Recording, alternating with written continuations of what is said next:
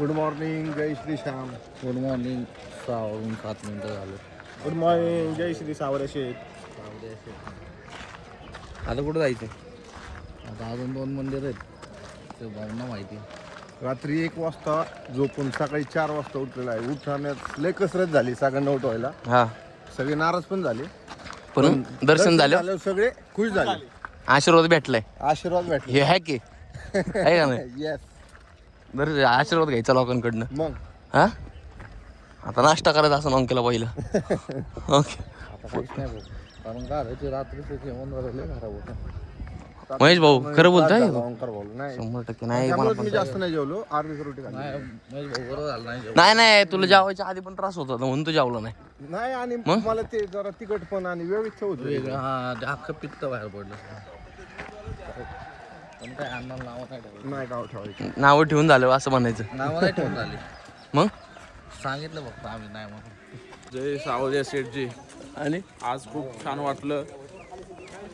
घरी पण एवढं लवकर उठत नाही, तेवढं लवकर आज इथं उठले. रोज उठलं कसं वाटतं? 1:30ला झोपलो, 4:30ला उठलो. छान वाटलं. आता कुठं? आता इथं 3 मंदिर आहेत सावरिया शेठचे. आता एक मेन हे केलं, आता 2 आहे अजून, ते करायला चाललंय. भेटूया पुढे. बघू दे, चल. दे.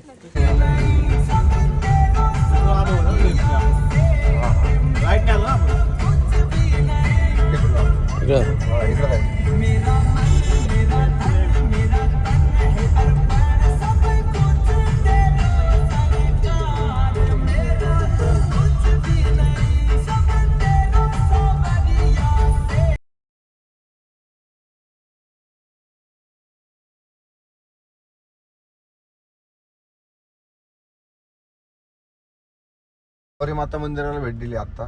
या मंदिराचं असं वैशिष्ट्य आहे की इथं कुणाला पॅरालिसिस वगैरे कशाचा त्रास असेल डोळ्याचा याचा, देवीला चांदीची बाहुली वाहतात.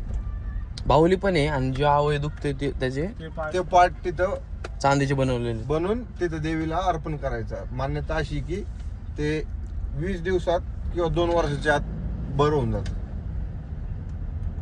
जय माता. जय माता.